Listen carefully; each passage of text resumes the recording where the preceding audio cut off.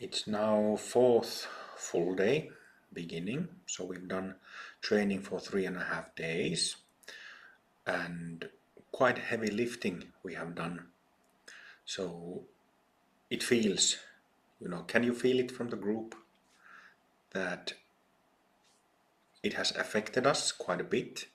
All the practice and transmissions we have received, and it's always the case that the first 3 or 4 days, well, we are doing like a half-day retreat here, but nevertheless, the intensity of the practices that we do is probably more than or as much as if we would do like a full days of practice from 6 in the morning until 8 in the evening. So it's like a very condensed. But it usually takes 3-4 days for tiredness to subside, for mind to become clear, like really clear. So can you feel it? Tiredness subsiding, mind, the whole body kind of ventilated, fresher than usually. Yeah. So this is the there, and now we have second half of the retreat still ahead of us. But this is the good side of a week-long retreat, because 4 days retreat, people get to this kind of shedding of tiredness and superficial stress, but then the retreat ends. And with 2-day retreats, it's even less. So week-long retreats are much better because of this practical reason. I always imagine, though, that how would it be to have 10-day retreats, 2-week retreats? Yeah.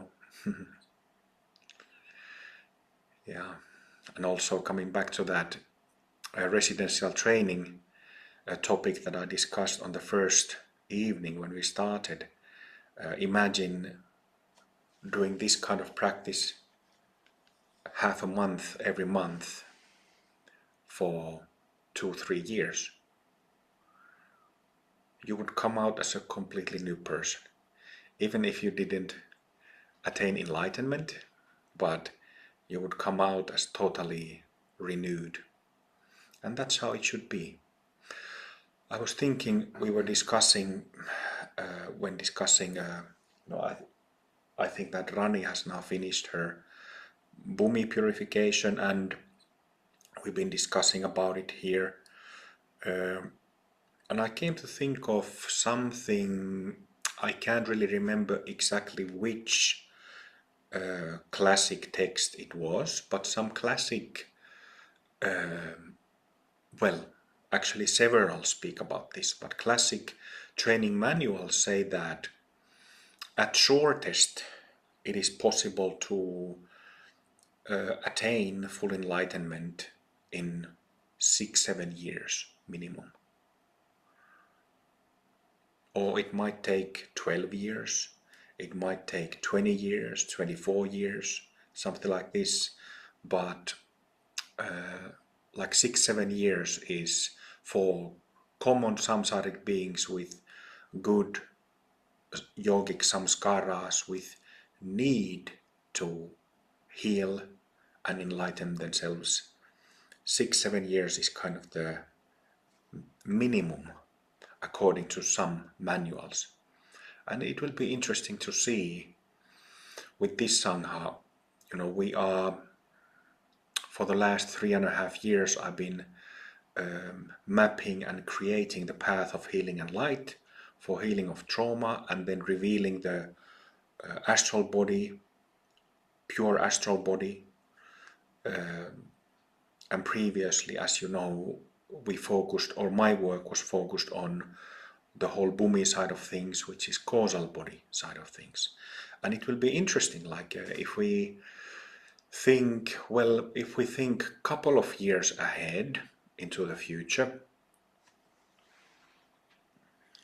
if I gaze into my crystal ball, especially now it's New Year, so it's good to do that.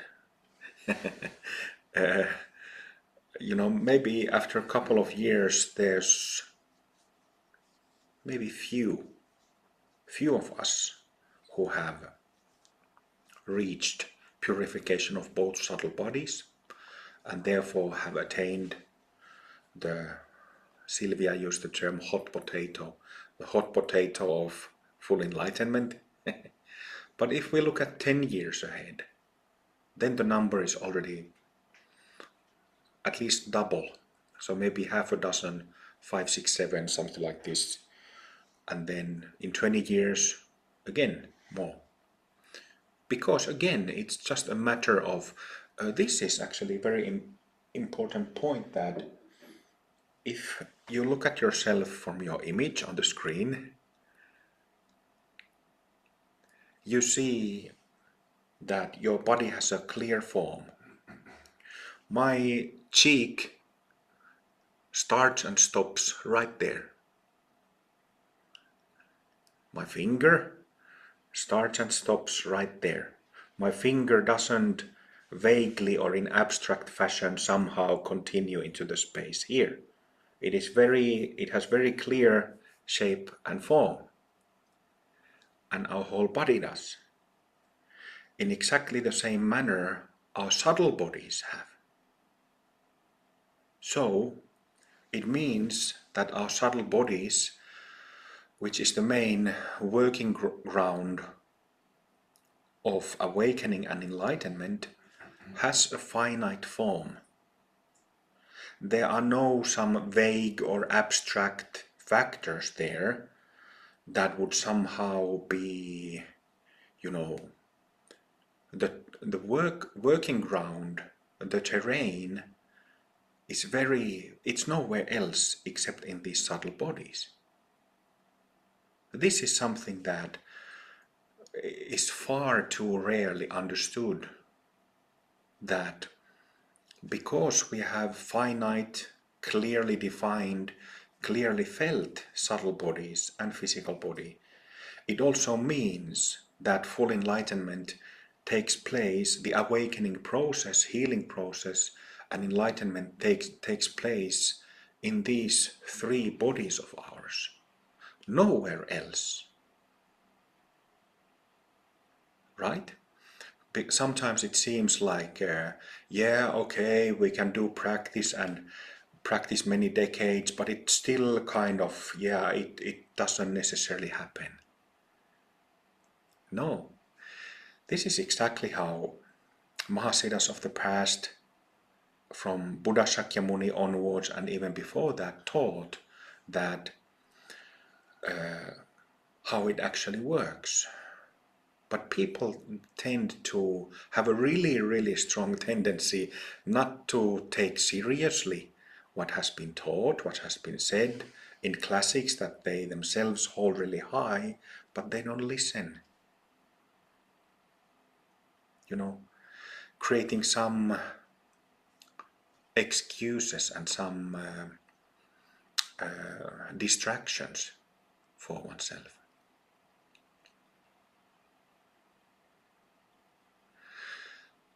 But it has been made clear countless times by countless masters that the root cause of suffering is in the mind.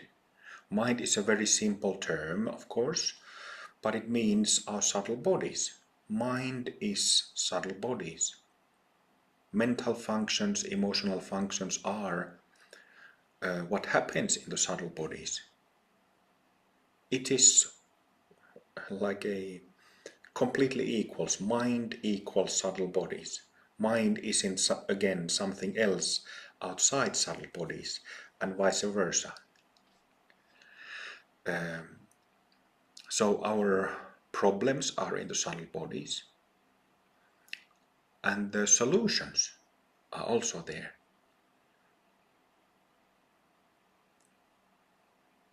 And again, if we think about this, it's a very empowering point, because it tells us that it is possible to become free, get free. This freedom is not dependent on some external God who decides whether we stay in this sinful, deluded state, or whether some external God figure grants peace for us. Not like that. Also, gurus don't do that. So they don't decide whether we stay deluded and in bad shape or whether we get freed from those conditions. If somebody decides, it's us, ourselves, you know. If somebody is to decide about our condition, it's ourselves. But of course, you know, to be able to do that decision, you have to have learned techniques, ways of healing and awakening yourself, or awakening one's mind. So, you know, common folk who have no idea of Dharma, they can't make that call. Anyway, but, you know, we can. We are holding the, like a, I have this, I'll show you. I have these tantric toys. And this is kind of my, it's one tantric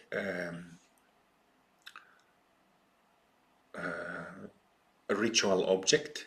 It's a club made of metal, and it has this skull and vajra on both ends. But it's kind of my,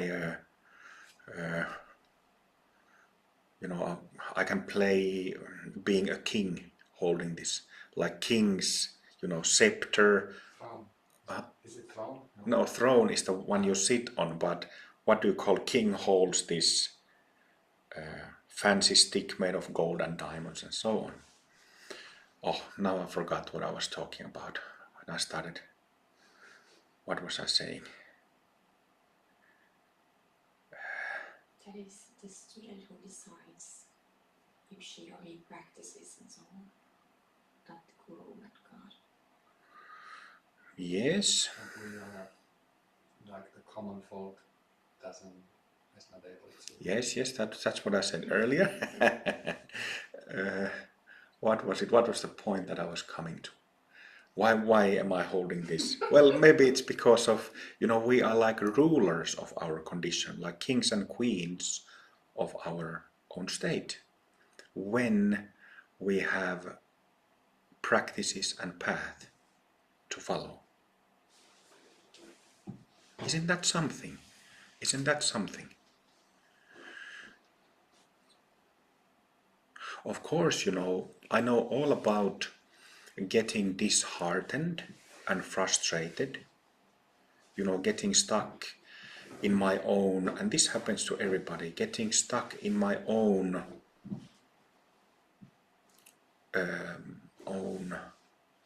weakness,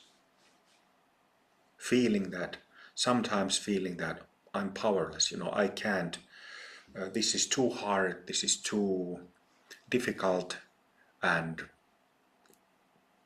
don't feel like, can't do it. But this happens to everybody, to become disheartened and frustrated. But the fact is that, like everything else, absolute is the absolute, right?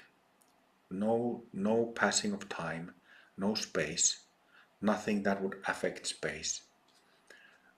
Our absolute nature, call it by any name, is not affected by change or delusion or hurt. How was it said in the Song of Vajra? Because the Song of Vajra is all about it.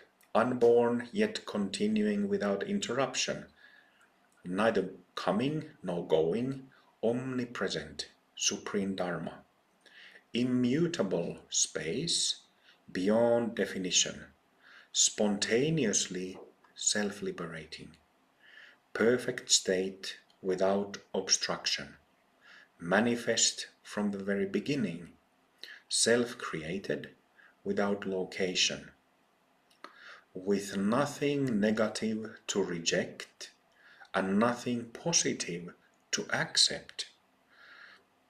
Infinite expanse, all-pervading, immense and limitless, unbound, with nothing to dissolve or to be liberated from, and so on.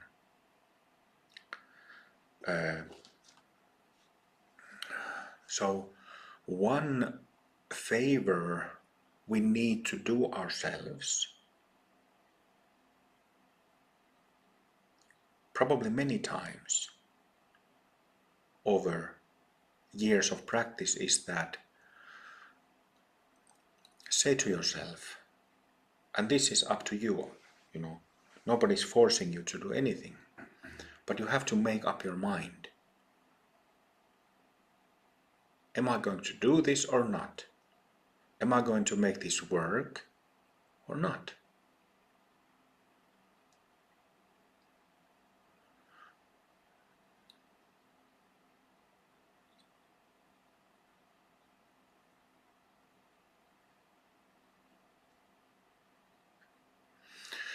But to begin with, like I often speak of Shakyamuni Buddha's, laitaanko sä puhuta tämän? Tai no, älä, ei, istu vaan. Like I often speak of Shakyamuni's Four Noble Truths, which is the first teaching that he gave. First we have to understand what suffering is in our own body and mind. First we need to make that connection, and it might sound something obvious, but it often isn't. A lot of times it isn't obvious that, when we wrestle and struggle with our confusions and problems, we fail to understand, we fail to see that the struggle is inside us. All the conflicts and all the frustration and irritation, agitation, nervousness, anger, rage, it's not out there. People have their own issues, but first and foremost, it's not other people who are creating our problems or cause of our problems. Look at your reactions. We react all the time to everything. Buddhas don't.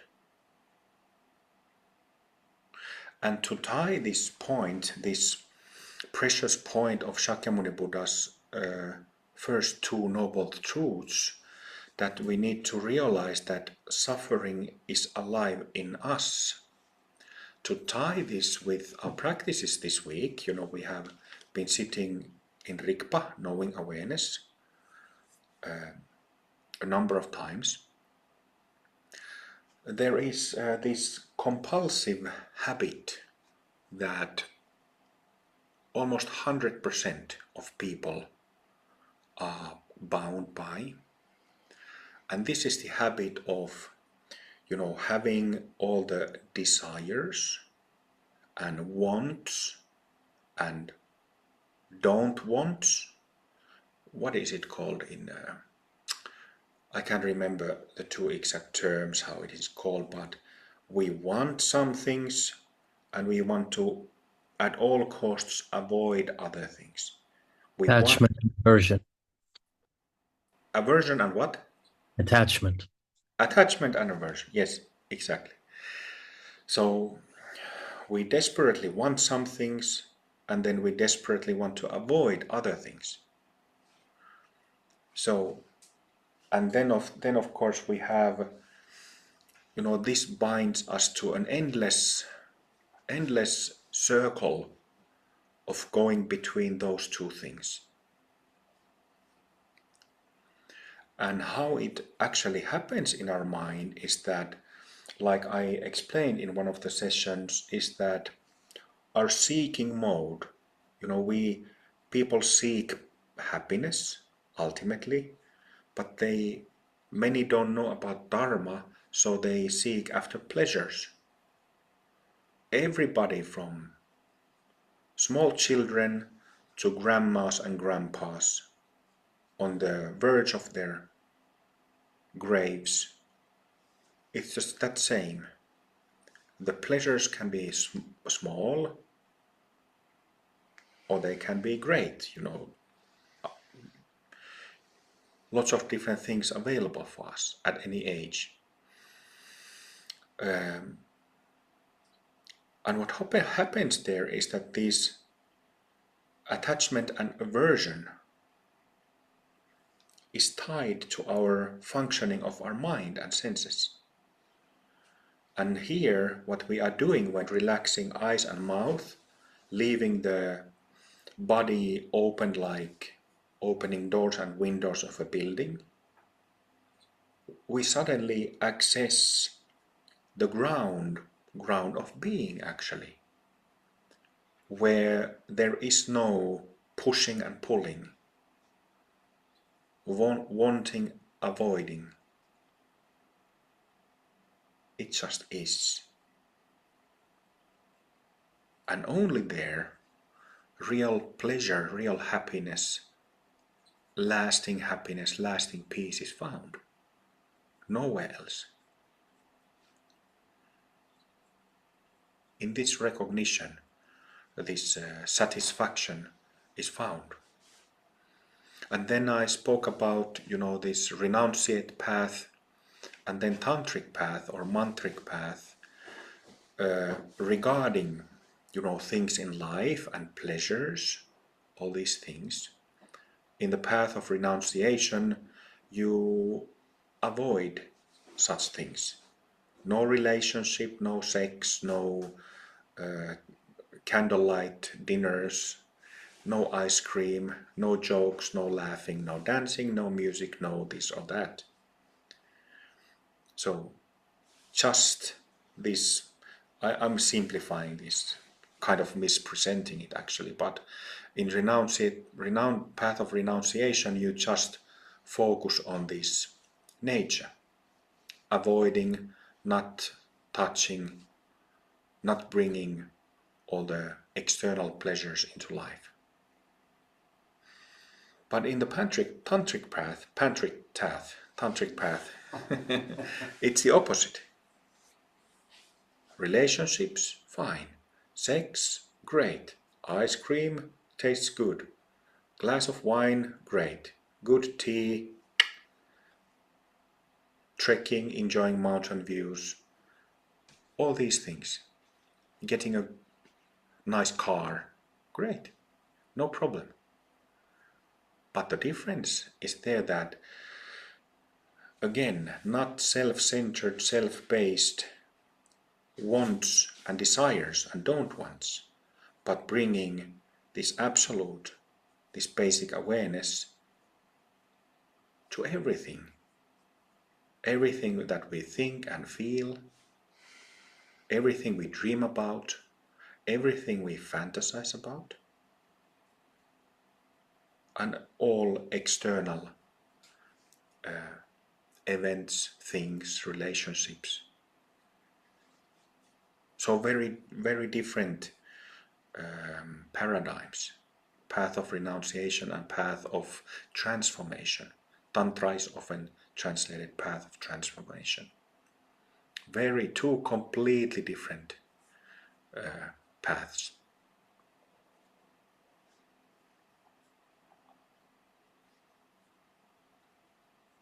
Doesn't mean, of course, many times over the years I have seen that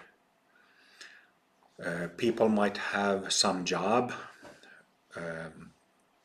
often a very well-paying job that they've had for a long time, or be in a relationship in a marriage with somebody who they've been with long time, or live somewhere they've lived for a long time, some life circumstance that has been going on for a long time. And then they take up practice, and usually within a couple of years they realize that I don't want to spend my time in that job anymore or live there anymore, and you know, maybe pay high mortgage or something, or I don't want to be in relationship with that person anymore because I have seen that different priorities. This happens quite often. So what I'm saying is that it doesn't mean, of course, this is basic life. This is not a dharma advice, but you know, sometimes we need and want to change things in life, even though we have made big decisions 5 years ago, 10, 20 years ago about some of these things, but then we change our mind. I don't really want this anymore. It's not useful or best for me anymore. But this happens also. And if it happens to you in any shape or form, give it time. Never make hasty decisions with big things in life. I remember when I started going to Zen retreats over 20 years ago, I had to watch the clock. When was it? Over 20 years ago.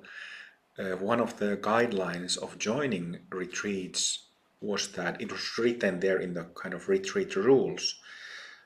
Avoid making big life decisions for a month after the retreat ends. And it's a good advice.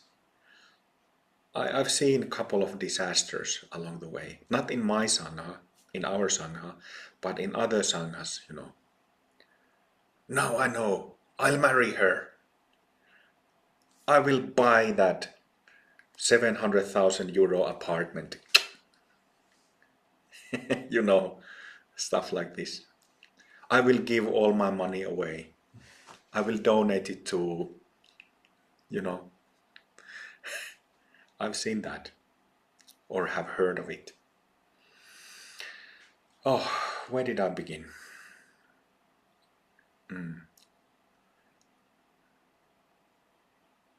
Yeah, so basic things are really, really important.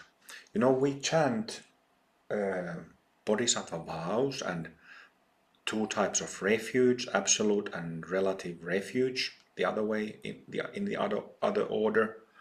Then we have relative and absolute bodhicitta prayers, short ones. And then dedication of merit. So much is in those basic practices. So much is in contemplation of the three universal facts: sickness, old age and death. So much is packed in the Four Noble Truths of Shakyamuni Buddha. So much is packed in ethical guidelines of being honest and being sincere.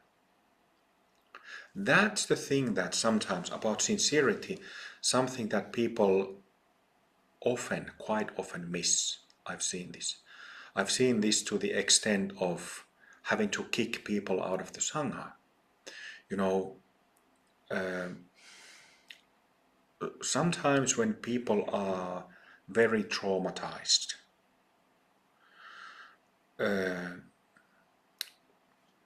they might have a moment when they confuse about the refuge jewels, that they confuse the purpose of the Sangha and they confuse the purpose and role of the guru or a teacher. And then when they have all that shit and rage and hatred coming up from the subconscious mind, they start fighting me. or creating some havoc in the Sangha. I've seen this half a dozen times at least. But that's the thing with sincerity and honesty and basic contemplation.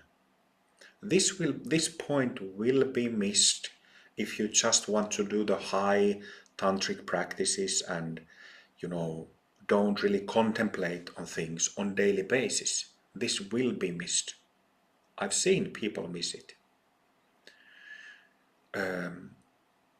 But sincerity is an interesting thing, and we were talking about, Jussi was reading a book of of teachings that Padmasambhava gave back in the day. What's the name of the book? Lotus, was it? Lotus Born? Yeah.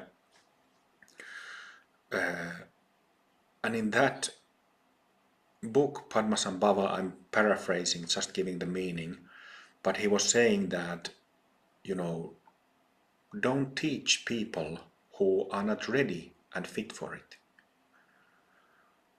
That's something that I've pushed a lot. I've pushed that a lot. I've given teachings very openly, and I have regretted it many times. Many times. I was speaking about my traumatization through my work and then the long process of healing from it.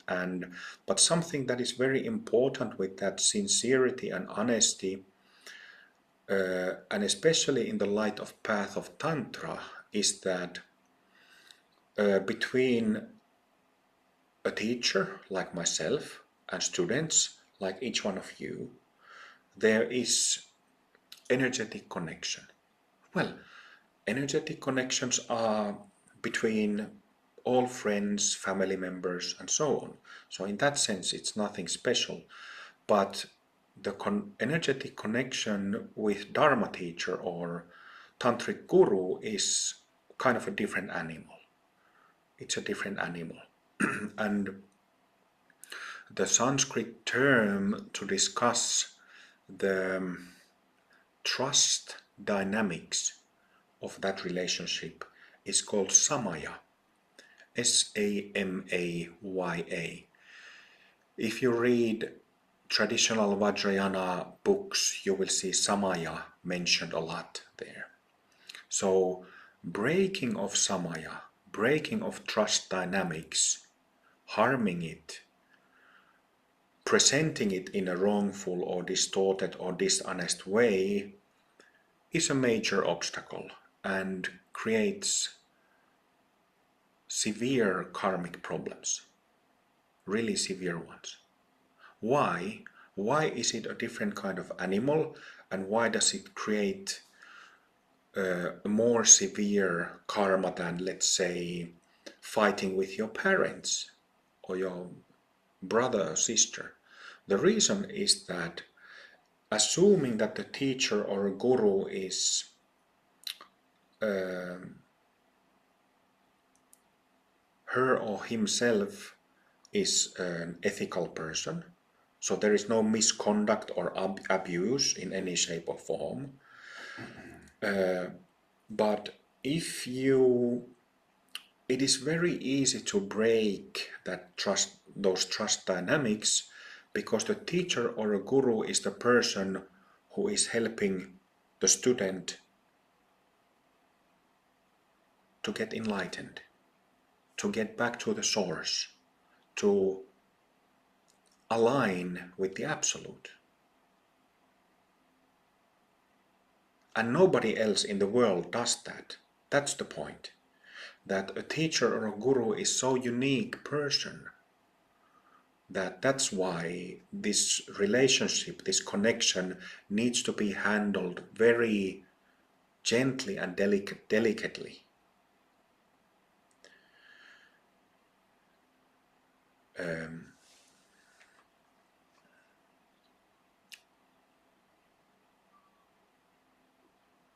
And again, when we speak of authentic, genuine teachers and gurus, they will never ask you to do something erratic or do something out of normal.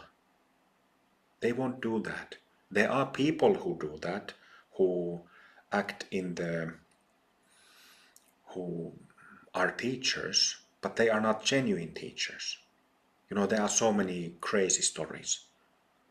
I know so many of them because I've been active in anti-cult studies and support groups since the mid-90s, so about 30 years. So I've seen and heard it all. It's nuts what is going on, and not only in like New Age cults, but also in religions, in Buddhism, in Hinduism, in Christianity. Every couple of years, somewhere around the world, there are these massive scandals about sex, money, power, politics, coercion. And what is that? It's completely samsaric behavior, isn't it? And of course, you know, samsara is predictable. It's predictable what the samsaric mind does. But sometimes there is so much, so weird things happening in these scandals that you kind of scratch your head that how the hell did they get that far, or that strange, or that weird, isn't it? But well, the family where I grew up wasn't healthy place to grow, just like some sanghas aren't.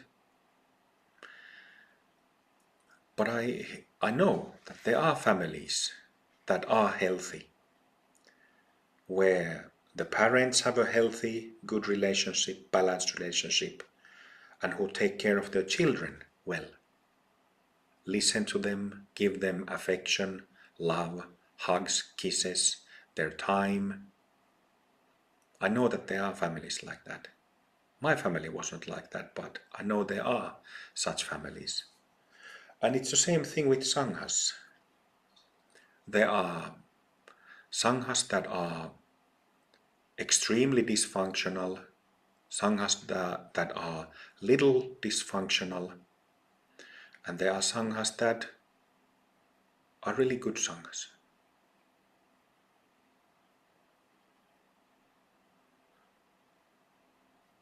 Of course, it is up to everybody to decide how our sangha is. I am not, if I'm perfectly honest, I am not happy with our sangha. This is something that I have discussed quite a bit. Well, I haven't really discussed it the past year and a half anymore, but I am not happy with our sangha because there is so little live involvement with our sangha members. Sangha members should be much more active than our sangha members are physically. You know, it's the responsibility of sangha members to organize events, which means to create opportunities to practice with teachers or instructors, and create opportunities for others to come and learn about practice. It's not the responsibility of teachers or instructors to organize events. That's the responsibility of you folks. So this is the main problem I have with our sangha, and main problem that I've had for many years actually. And it's a long story. There's a lot to say about that, but if you ask me, in our sangha there are extremely great sides, mainly coming from the fact that we have many very devoted and committed practitioners who have gotten such great results. That's the great side. But that's kind of my merit, because I'm the man who has created this path and taught it to you, and you are simply getting the benefits of it. But it's still on side of the sangha that is not really met. that well. So this is something that needs to change. It really needs to change. So where did I start again? I started speaking 45 minutes ago, and yeah, the basics. Maybe it's good to say that, the Sangha running events, our Sangha is international. We have people joining this retreat from many countries. And it is one of the most basic things that the Sangha runs, these events. It's one of the most basic things. If you go to any area where there is traditional Dharma, Hindu, Buddhist, Taoists, it's always the Sangha running things. The teachers and instructors are there only to teach and instruct. It's one of the most basic things. I remember in Japan when I was in the temple, it was us, monks and nuns, taking care of things, organizing things, and also temples in Japan, like in many countries, they have like it's called danka. It's from the local community, people coming to the temple and helping with whatever the temple needs. And it's absolutely lovely to feel and see it and to be part of it. Why? Because that's karma yoga. In traditional categorization, there are three main yogas.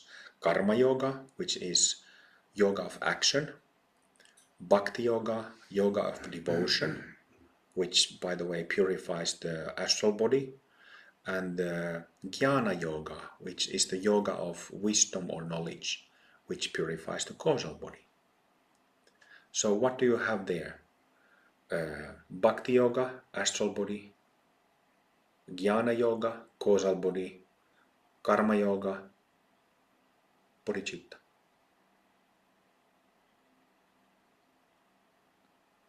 So when we take flyers of Dharma activities to the local health shop or yoga studio or library, this is bodhicitta action. You are there putting that flyer up. It's bodhicitta. And it gives you the experience of bodhicitta. Recognition of it. It reveals this enlightened nature in you.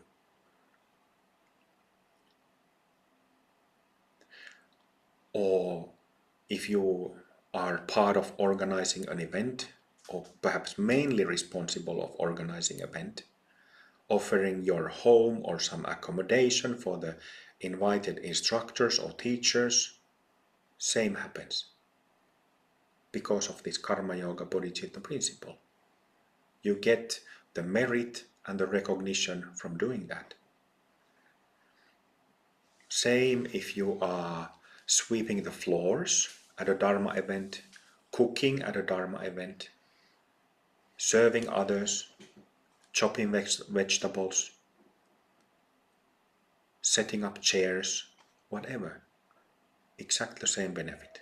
Getting merit to help you with your readiness so that you have the maturity to keep going and to keep reminding yourself that I suffer and I really want to help myself to get out of this condition.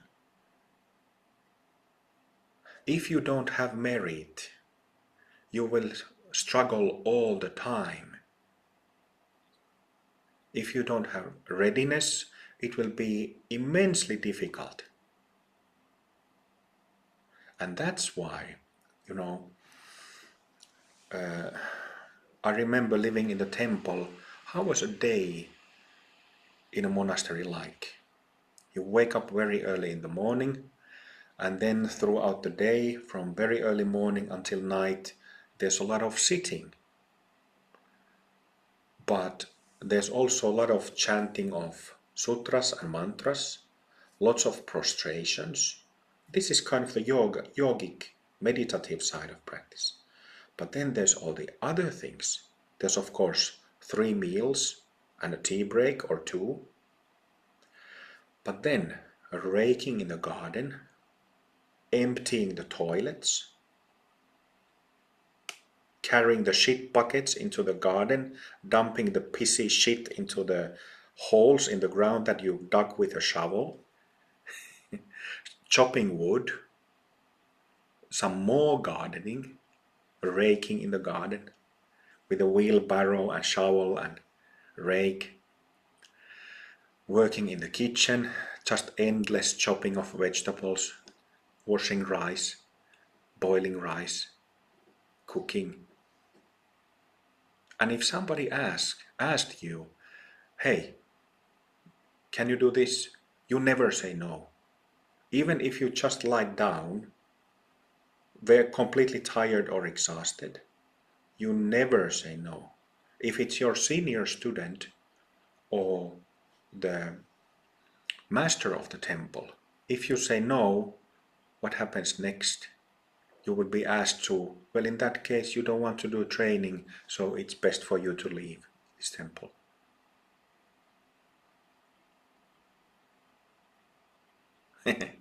It's that simple. But that's the thing. The whole setup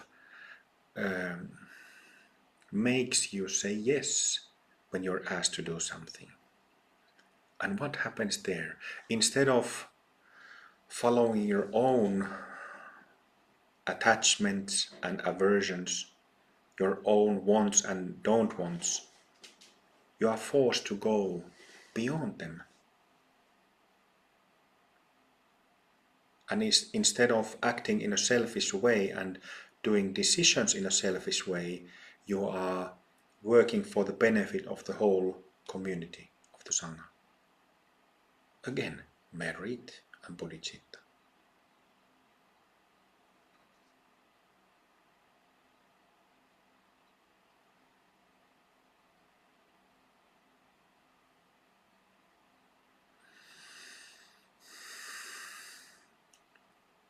To have a real Sangha is lovely.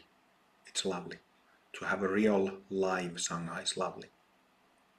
It's something that it's been 20 years now that I was in the temple, but I still remember people there, well, like it was yesterday, like it happened yesterday. And these people are very dear to me. I haven't spoken or contacted with most of them in 20 years, and some of them have already passed away.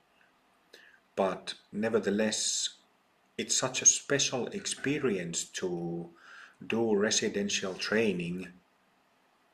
Maybe you don't know anything at all about number of people joining you, but when you're there sitting in the meditation hall doing all these prayers and practices, you bond in a way that doesn't happen elsewhere. Maybe something similar happens to, like, if you walk around the world for 2.5 years with somebody or some people, or go to war with somebody. Maybe something similar, maybe some bonding like that. But of course, going to war is also a very traumatizing event. But in Dharma training, in residential training, you bond very deeply on the level of absolute. And there's no deeper way of bonding, of creating friendships, is there?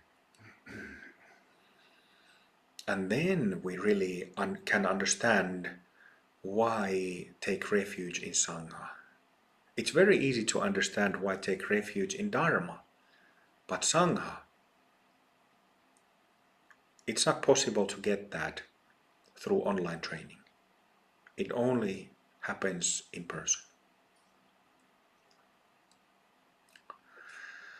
Okay, so that was a number of things, hopefully useful.